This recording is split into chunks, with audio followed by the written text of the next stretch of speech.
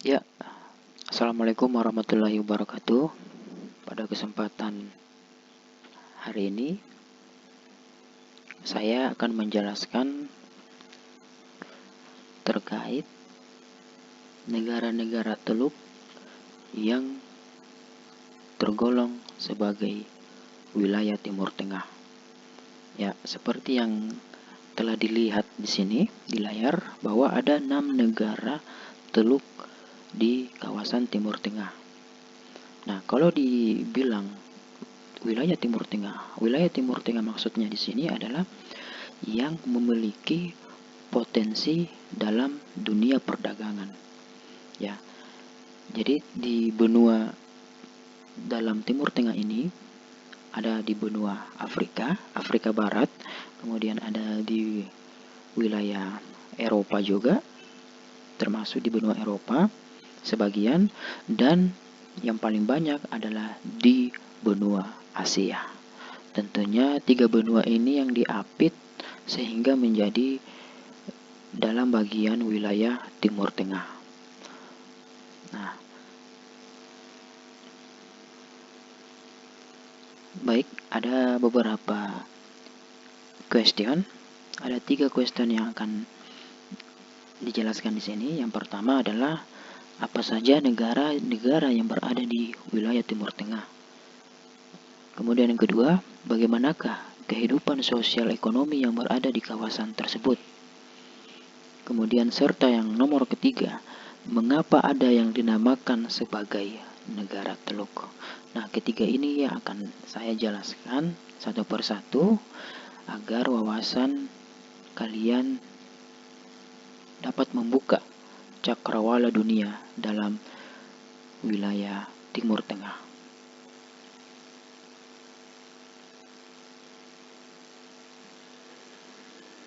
Ya, pada hakikatnya, wilayah Timur Tengah didominasi oleh negara-negara Arab yang dimana memiliki sumber daya ekonomi yang melimpah. Jadi negara-negara Arab yang mendominasi di kawasan Timur Tengah.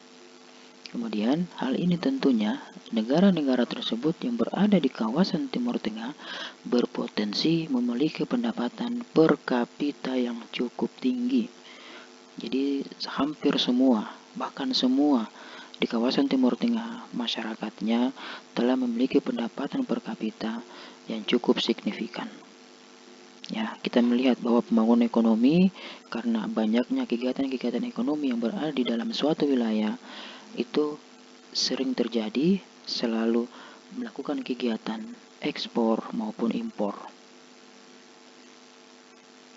Kemudian, ada 22 negara di kawasan Timur Tengah. Ya, seperti yang kalian lihat, ada 22 negara. Yang pastinya yang pertama itu diduduki oleh Arab Saudi, Aljazair, Bahrain, Djibouti, Mesir, Irak, Iran, Israel, Yordania, Lebanon, Libya, Maroko, Qatar, Persatuan Emirat Arab atau yang disingkat PEA, atau ada juga yang dibilang UAE, Uni Emirat Arab, itu sama saja. Kemudian Kuwait, Oman, Suriah, Tunisia, Turki, Mauritania, Yaman, serta Sudan. Nah, 22 negara ini yang tergolong di kawasan Timur Tengah. Ya, jadi ada di sini beberapa bagian Afrika Barat. Ya, sebut saja Aljazair. Kemudian ada lagi yang namanya Tunisia, Maroko, itu. Nah, kemudian ada juga di bagian Eropa, seperti sebut saja Turki, ya. Kemudian yang kebanyakan di sini adalah di benua Asia. Jadi inilah 22 negara yang berada di wilayah Timur Tengah.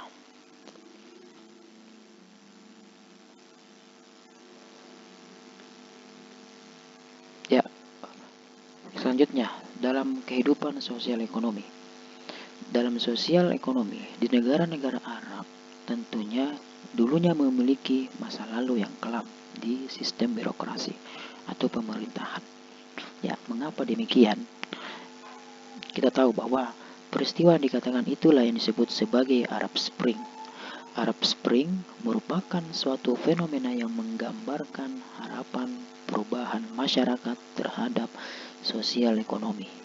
Jadi ada yang dibilang sebagai Arab Spring. Ya, Arab Spring itu seperti yang kalian lihat seperti ini penjelasannya, bahwa masyarakatnya berharap bahwa adanya perubahan terhadap sosial ekonomi.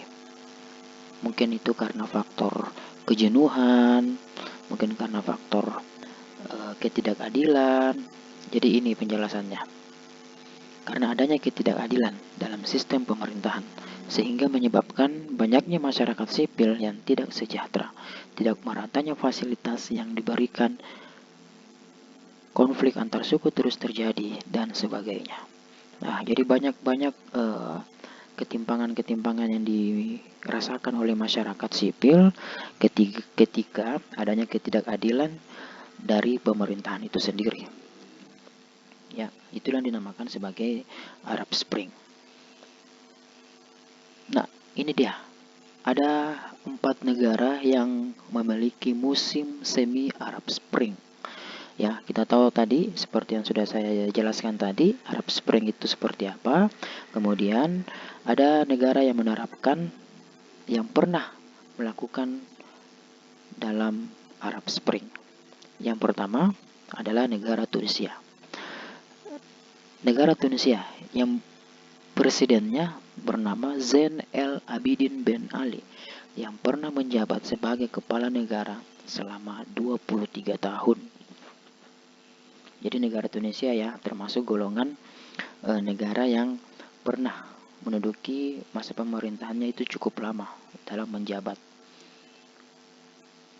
Kemudian yang kedua, negara Mesir. Presiden Mesir yang bernama Hosni Mubarak pernah menjabat sebagai kepala negara selama 30 tahun lamanya. Wah, ini sudah cukup sangat lama lagi yang di negara Mesir. Kemudian yang ketiga, negara Yaman. Negara Yaman presidennya dipimpin oleh Ali Abdullah Saleh yang pernah menjabat sebagai kepala negara selama 33 tahun. Ya, kemudian yang keempat ada lagi negara Libya. Negara Libya, presidennya itu bernama Muammar Gaddafi. Muammar Gaddafi ini pernah menjabat sebagai kepala pemerintahan dan memegang kekuasaan penuh di negara tersebut itu selama 42 tahun lamanya. Wah, ini yang sangat lama lagi. Kalau bisa dibilang dari 4 negara. Jadi negara Libya yang paling terlama di wilayah Timur Tengah. Jadi itu tadi beberapa negara di mana terjadi perubahan masyarakat yang adanya ketidakadilan. Itu yang disebut sebagai Arab Spring. Oke, selanjutnya kita bergeser ke pertanyaan yang ketiga. 6 negara teluk di kawasan Timur Tengah. 6 negara teluk di kawasan Timur Tengah, sebut saja. Ada Arab Saudi, kemudian Persatuan Emirat Arab, kemudian Kuwait, Qatar, Oman, serta Bahrain. Lah, inilah yang dinamakan negara-negara teluk. Karena negara teluk ini memiliki wilayah cukup strategis dalam melakukan sebuah perdagangan. Kita tahu bahwa Arab Saudi nomor 1. Kemudian yang kedua diikuti oleh Persatuan Emirat Arab, kemudian Kuwait, Qatar, Oman, serta Bahrain.